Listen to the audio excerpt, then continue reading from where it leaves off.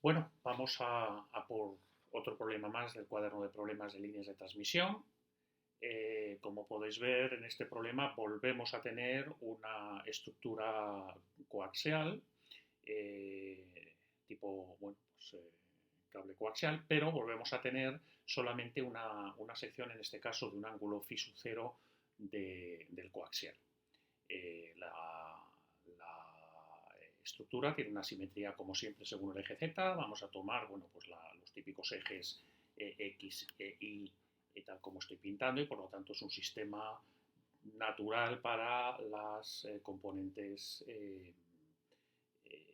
coordenadas cilíndricas. Con lo cual, pues aquí iría el vector phi, el vector r unitario pues iría como ya conocéis.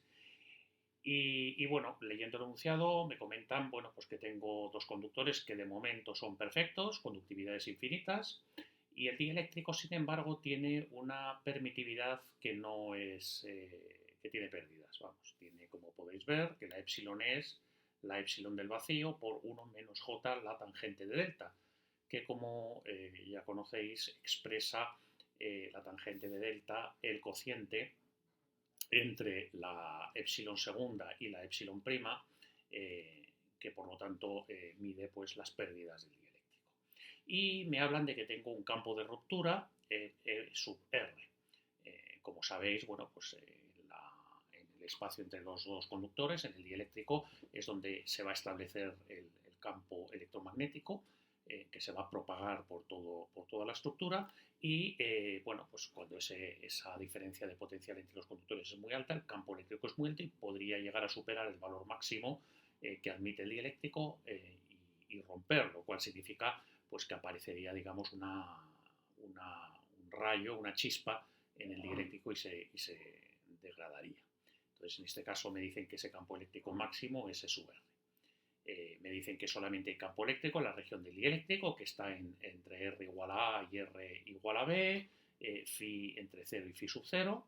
Y en este caso, fijaros, me dan las condiciones del campo, me dicen que phi de R es igual a una constante A compleja, como dicen más abajo, logaritmo neperiano de R, más otra constante B también compleja y desconocidas. Y bueno, pues en el primer apartado lo que me preguntan, vamos a llamarlo apartado A, es la expresión de la máxima diferencia de potencial que pueda aplicarse, la máxima diferencia de potencial que puedo aplicar entre los dos conductores sin que se produzca la ruptura del dieléctrico. O sea, esta diferencia de potencial va a producir un determinado campo eléctrico en la estructura, y ese campo eléctrico pues tiene que ser inferior a ese campo que produce la ruptura, que es E sub R. Aquí, bueno, pues no les pongo las flechas arriba, lo que significa que estamos hablando de los módulos del campo eléctrico. Bueno, pues esto es sencillo. Por un lado, bueno, ¿cuál sería la diferencia de potencial que hay entre las placas? Bueno, pues ya lo hemos calculado en varias ocasiones. Lo que hacemos es tomamos el valor absoluto de la función potencial en uno de los conductores, por ejemplo en R igual a B, y le restamos el valor de la función potencial en el otro conductor, que sería R igual a A. Pongo valor absoluto porque ya sabéis que voy a trabajar con los valores positivos de campo, y por lo tanto, pues salga sino que salga, yo tomo el valor absoluto. ¿Qué es lo que sucede aquí? Que tenemos condiciones, las condiciones que me dan son de potencial, ¿no? Y entonces, bueno, pues esto está absolutamente fácil de calcular en este caso, porque lo único que habría que hacer es particularizar phi de R para RA y para R igual a B, R a minúscula y R igual a B minúscula, y entonces esto lo que nos daría es A logaritmo neperiano de B partido por A. Y ha quitado las barras, puesto que como B es mayor que A, el neperiano es positivo, y entonces pues esto es lo que daría. Esta sería la diferencia de potencial que tenemos entre los dos conductores. Cuando vamos de un conductor a otro, esa diferencia de potencial es esto. Bien, ¿qué es lo que nos dicen? Lo que nos dicen es, bueno, pues que el campo máximo es campo máximo que puedo tener en mi estructura, pues tiene que ser igual a E sub R, o sea, hay que considerar que E sub R es un dato, ¿vale? Entonces, bueno, ¿cuál es el campo máximo? El campo máximo o el campo en general. Bueno, pues el campo en general, ya lo sabéis también, el campo en una estructura donde se transporta un modo TEM sería menos el gradiente transversal de la función potencial por elevado a menos la constante de propagación por z. Y el gradiente transversal, pues fijaros que me dan aquí el gradiente total, ¿no? Entonces el gradiente transversal es aquel que está proyectado en la dirección transversal, o sea, en la dirección, en este caso, R y phi. Esto sería el gradiente transversal, aparte del gradiente que tiene el vector unitario R y el vector unitario phi. Y esto de aquí sería el gradiente longitudinal, o el gradiente a veces se pone z, que no influye o que no se utiliza en los problemas de líneas de transmisión. Bueno, pues lo único que tenemos que hacer entonces es el gradiente transversal.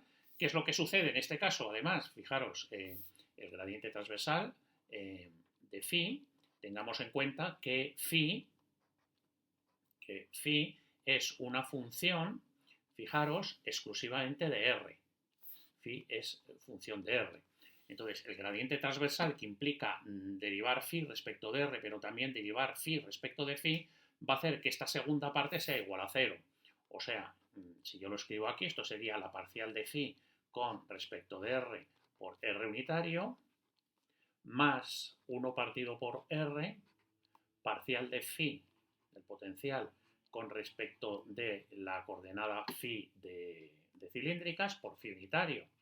Y lo que os comento es que como phi solamente depende de R, esta derivada va a ser 0, y entonces el gradiente de phi con respecto al gradiente transversal se reduce a hacer la derivada parcial de phi respecto de R y multiplicarlo por R unitario. Entonces, si aquí en la función phi de R derivamos con respecto de R, nos quedará A partido por R unitario. Y por lo tanto, el gradiente transversal cambiado de signo será menos A partido por R por elevado a menos gamma 0 z por R unitario. Ya tendríamos el valor del campo eléctrico. Fijaros en este caso que como tengo la constante de propagación, tendrá una constante de atenuación más J una constante de fase, y en este caso, como me dicen que tengo pérdidas en el conductor, como tengo, perdón, en el dieléctrico, como tengo una tangente de delta, significará que la alfa va a ser debida a las pérdidas en el dieléctrico, y luego tendré pues el valor de J beta. Entonces esto, si lo escribiéramos completamente, pues sería menos A partido por R por elevado a menos la constante de atenuación debida al dieléctrico más J beta por la variable Z, y como no podía ser de otra forma, en voltios por metro. Tenemos ya el campo eléctrico. Vemos también entonces, fijaros, aquí me he dejado el R unitario, vemos aquí que el campo eléctrico iría a la dirección de menos R unitario, donde el menos es por este signo de aquí. O sea, si pintáramos aquí el campo eléctrico, pues sería algo que tendría este aspecto. Las líneas de campo serían según el vector R unitario de cilíndricas y en la dirección de las R's negativas. O sea, el campo eléctrico iría como os estoy dibujando. Bien, en cuanto a módulo, el campo eléctrico pues es muy sencillo. El módulo de E pues sería pues simplemente tomar el módulo de este valor, sería el módulo de A, acordaros que A es una constante compleja, partido por R, y luego sería elevado a menos alfa D más J beta. El J beta sería una fase, con lo cual no influiría en cuanto al tomar el módulo, y que lo que me quedaría es menos la alfa por Z. Esto sería el módulo B. Entonces, fijaros, perdonad que sigo por aquí, fijaros dónde aparece, en qué valor se hace máximo ese módulo. Bueno, pues se hace máximo cuando la R es lo más pequeña posible, y la R es lo más pequeña posible en R igual a A, Y fijaros cuando la z es igual a 0, porque esto es una exponencial negativa, que lo que va a hacer es disminuir el módulo de a medida que se propaga por z. Luego, cuando z es igual a 0, eso va a ser máximo. Y por lo tanto, el valor máximo va a ser el módulo de a partido por el radio a minúscula voltios partido por metro. Ese es el campo máximo. Entonces, bueno, pues esto ya lo tengo prácticamente solucionado. ¿Por qué? Porque por aquí, fijaros, de este valor de aquí, la máxima diferencia, la diferencia de potencial, entre los dos conductores, la podemos llamar V sub 0, como es habitual, es igual a logaritmo neperiano de B partido por A, ¿vale? Y por otro lado, fijaros aquí qué es lo que tengo. Lo que tengo es que A es igual a E por L máximo, que me acuerdo que decían que esto era el E sub R.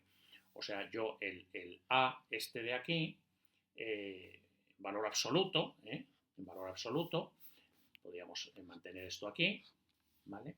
Pues es básicamente el valor absoluto de esto de aquí, y sería el módulo de A por el neperiano de B partido por A, que es positivo, y aquí en A lo que hago es que pongo precisamente el valor que sale de aquí. El módulo de A sería A por el campo S de ruptura.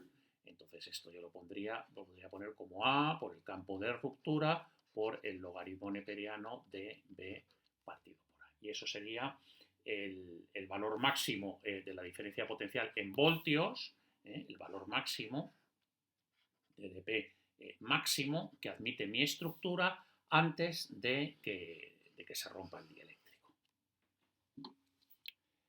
Bien, pues vamos al apartado B. Me pide la impedancia característica de la línea de transmisión.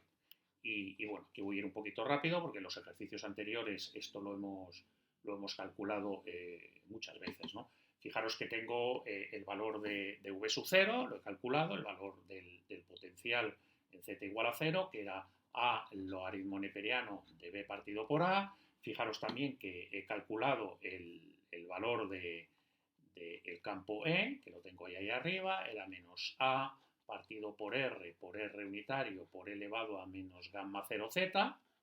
Y en el procedimiento habitual lo que hago es calcularme el campo magnético asociado a ese campo eléctrico, que es Z vectorial el campo eléctrico partido por la impedancia característica del dieléctrico. Entonces, bueno, pues Z vectorial R, eso daría un valor phi, y bueno, pues este producto vectorial sería menos A por phi unitario partido por eta R por elevado a menos gamma 0z. Ojo, porque aquí fijaros que esta expresión de campo involucra a esta impedancia, y esta impedancia en este problema es compleja. Acordaros que la impedancia siempre es raíz de mu partido por epsilon, y en este problema mu es mu sub 0, pero epsilon no es una epsilon real, sino que es, bueno, lo ponen ahí arriba, dejarme que mire exactamente cómo es la epsilon sub 0 por 1 menos j tangente de delta. Entonces esto se puede hacer sacando el mu 0 partido por epsilon sub 0, no deja de ser sino eta sub 0, la impedancia característica del vacío, que sabemos que es 120 pi, y abajo me quedaría la raíz cuadrada de 1 menos j tangente de delta. Y aquí entonces pues se puede ver claramente pues que en este caso la eta es, aunque son ohmios, pero es compleja. ¿Vale? Entonces tengámoslo en cuenta para futuros cálculos que hagamos en este ejercicio. Bien, siguiendo con el procedimiento, después de calcular el campo H, lo que vamos a hacer es aplicar las condiciones de contorno para hallar las corrientes superficiales que se originan en las superficies de los conductores, por ejemplo, en el conductor interior, que sería R igual a A. Por supuesto, siempre nos vamos a Z igual a 0, para quitarnos esta exponencial de encima.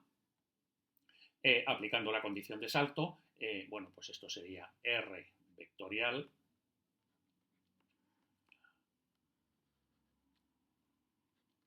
A por menos phi unitario, esto ya lo hago rápido, partido por eta y por A.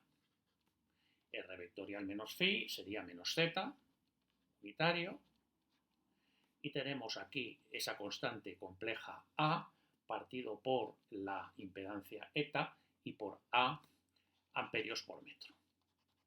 Fijaros que en este caso es uniforme la corriente, uniforme, no depende de las coordenadas transversales, lo cual sabéis que siempre es una buena noticia de cara a futuros cálculos relacionados con la resistencia de los conductores, si es que en algún momento aparece. Bien, con la J sub S podemos ya calcular el valor de la corriente total en Z igual a 0 y como siempre lo que hacemos es la integral del valor absoluto de la J sub S en uno de los conductores, en este caso en el que hemos calculado anteriormente, que será en R igual a A y en Z igual a 0, y el diferencial de longitud, pues es un diferencial de, fijaros, es un diferencial de longitud aquí, un diferencial de longitud a lo largo de donde circula la corriente, ¿no? Entonces sería un radio A, ángulo diferencial de phi, iríamos desde que phi es igual a 0 hasta phi sub 0. Entonces, bueno, pues metiendo ahí el valor del módulo de J sub S, ¿a qué nos quedaría? Nos quedaría a phi sub 0 partido por eta amperios. Con esto, valor de I sub 0 y con el valor de V sub 0 que tenemos ya calculado, pues podemos sacar que la impedancia característica es igual a V0 partido por I0 y eso sería eta neperiano de B partido por A partido por phi sub 0 ohmios. Y como bien sabéis, esto de aquí, lo que multiplica a la eta, sería el factor S geométrico K, que también en un futuro me puede venir muy bien pues, para calcular los valores si me los pidieran de la L, de la C, etc. Bien, vamos al siguiente apartado. El C me dice que calcule la máxima potencia que se puede transmitir en Z igual a 0. Bien. La potencia máxima que yo puedo transmitir en Z igual a 0, bueno, pues se puede calcular como un medio de la parte real de la tensión que hay ahí, que sería V0, por la corriente que hay ahí en Z igual a 0 conjugado.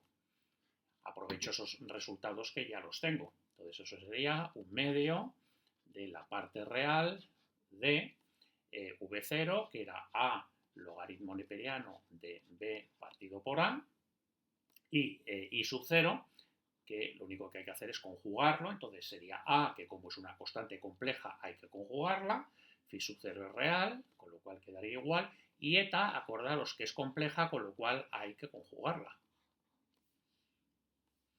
Entonces, bueno, pues fijaros, A por A conjugado es módulo de A al cuadrado, entonces saldría fuera, el valor de neperiano de B partido por A también es real, con lo cual puede salir fuera, el valor de phi sub 0 sale fuera, y lo único que me quedaría dentro es el 1 partido por eta conjugado, que al ser un número complejo no lo puedo sacar de fuera del operador parte real. Y entonces esto me quedaría módulo de A al cuadrado, logaritmo neperiano de B partido por A por phi sub 0, dividido por 2, parte real de 1 partido por eta conjugado.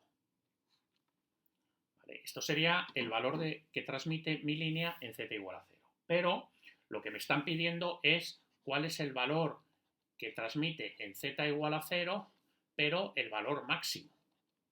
¿Vale?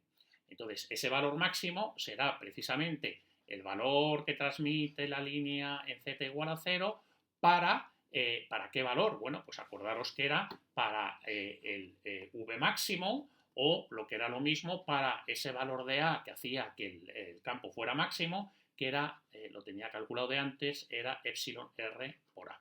Con lo cual, si yo lo que hago es sustituyo en vez de A ese epsilon R por A, pues fijaros que me quedaría esto de aquí.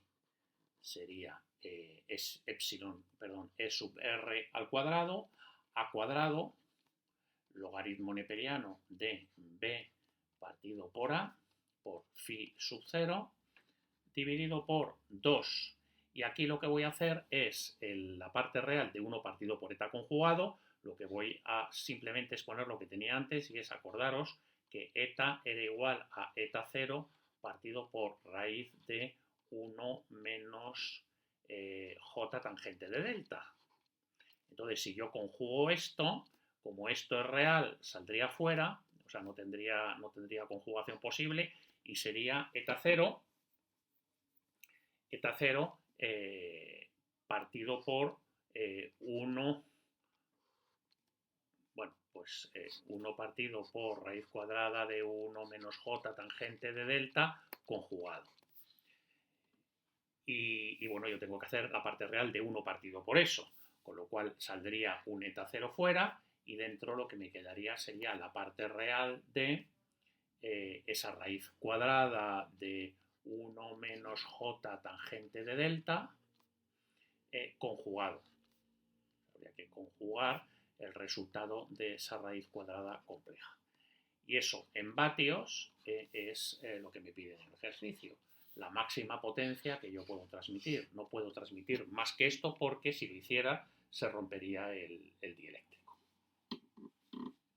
Vamos ahora por el siguiente apartado. Me dice ahora que en la situación del apartado anterior calculen las energías eléctricas y magnéticas almacenadas por unidad de longitud y la potencia disipada por unidad de longitud en z igual a 0. Bueno, pues vamos allá. Bien, acordaros que una línea de transmisión se puede expresar o puede concebirse como que tiene una determinada inductancia, como que tiene una determinada capacidad por unidad de longitud, y luego, por supuesto, en este caso, lo que va a tener es una determinada conductancia que, bueno, pues van a actuar de distintas formas. La L lo que va a hacer es almacenar energía eléctrica. El valor de C lo que va a hacer, energía magnética. El valor de C lo que va a hacer es almacenar energía eléctrica. Y el valor de G lo que va es a disipar, el dieléctrico va a disipar energía electromagnética. ¿Cuáles son esos valores? ¿Cómo se pueden calcular? Bueno, pues como inductancia que es, la energía que almacena una bobina, pues es un cuarto, el valor medio de la energía que almacena la bobina es un cuarto de L por el módulo de la corriente al cuadrado que la atraviesa. La energía eléctrica que almacena un condensador, el valor medio de esa energía eléctrica sería un cuarto del valor del condensador por la tensión en el condensador al cuadrado. Y la energía disipada en una conductancia, pues es un medio del valor de la conductancia por el módulo de la tensión al cuadrado por la que discurre, ¿no?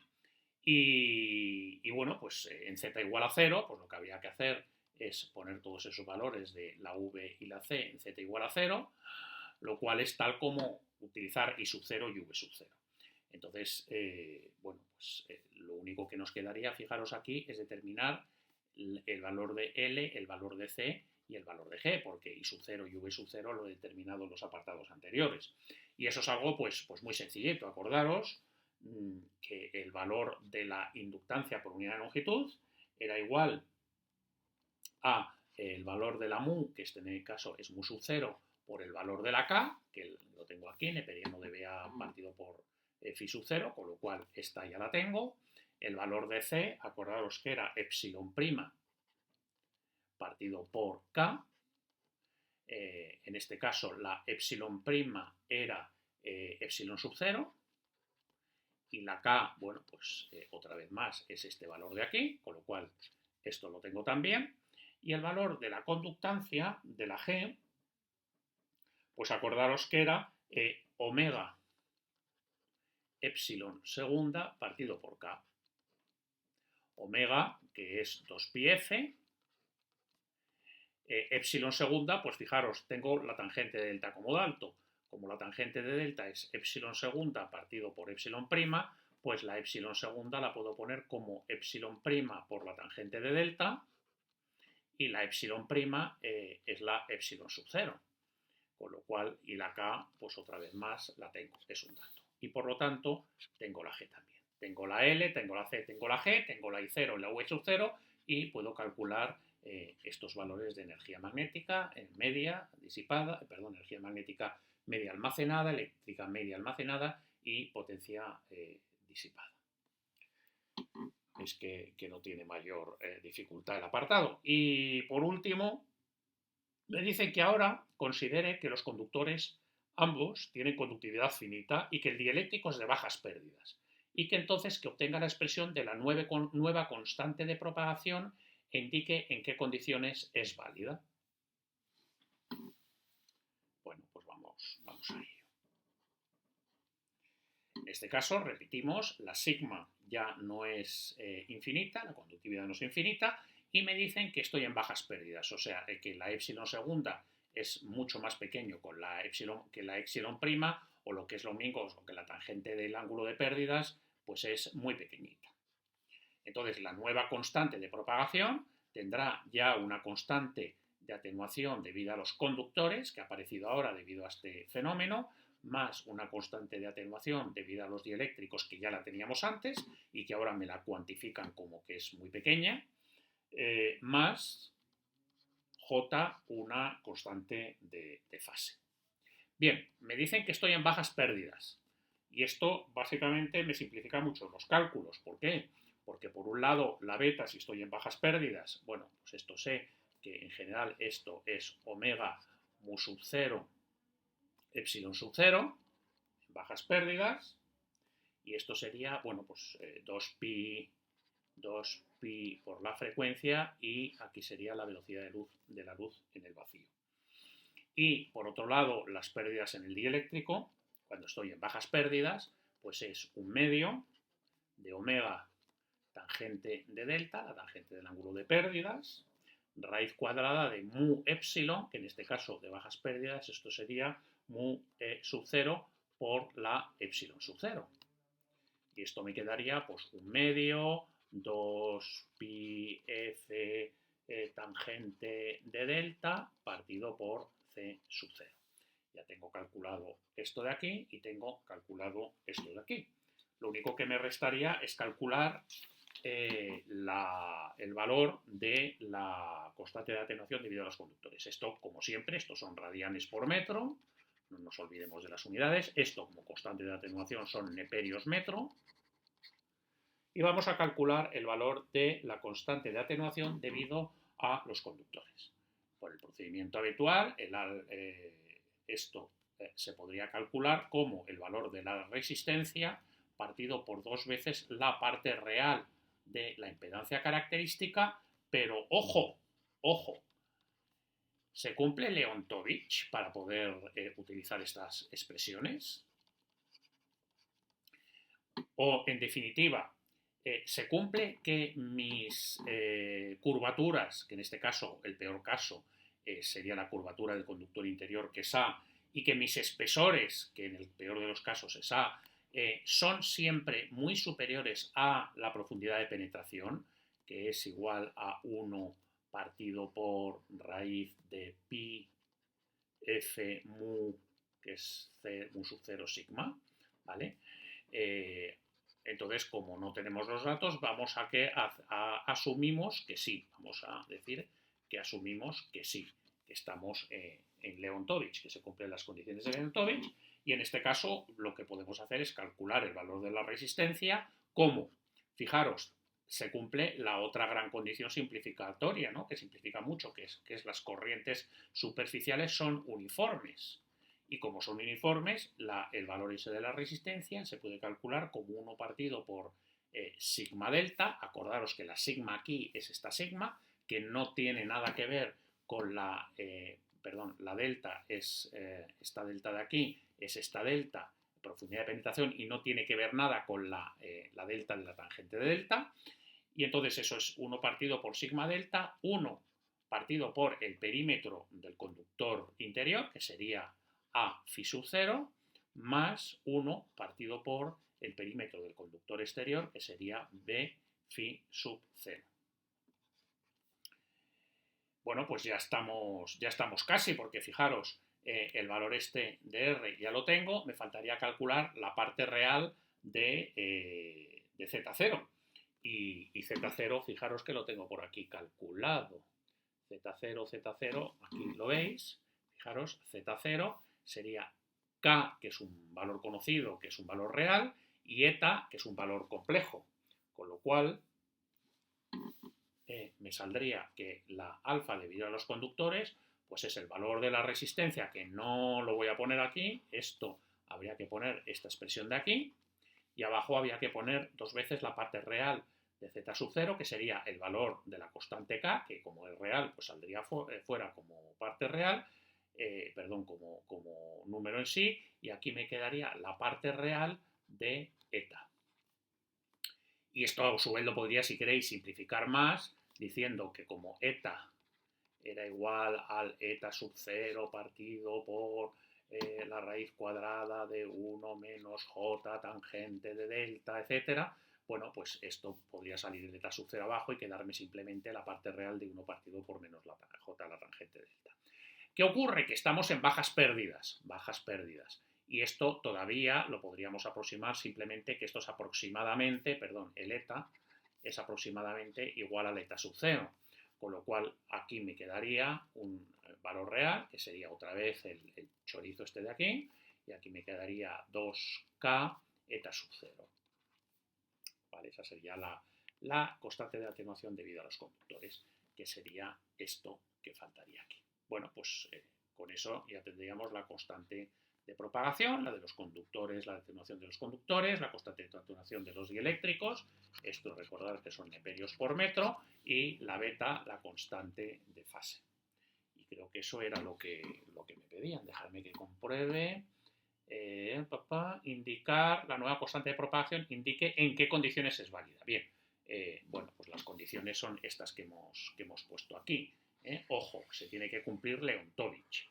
¿Vale? Las condiciones en las que yo voy a poder sustituir estas expresiones simplificadas y no tener que ir a la clásica expresión de la potencia perdida de los conductores partido por 2 veces la potencia transmitida, y aquí tener que ir a hacer la integral del E vectorial H conjugado, el vector de Poynting diferencial de S, para no tener que hacer eso, pues directamente Leontovich me permite calcularlo de esta forma más simplificada.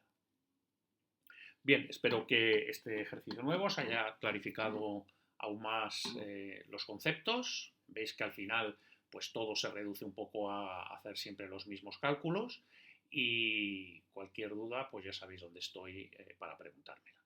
Un saludo a todos y felices fiestas.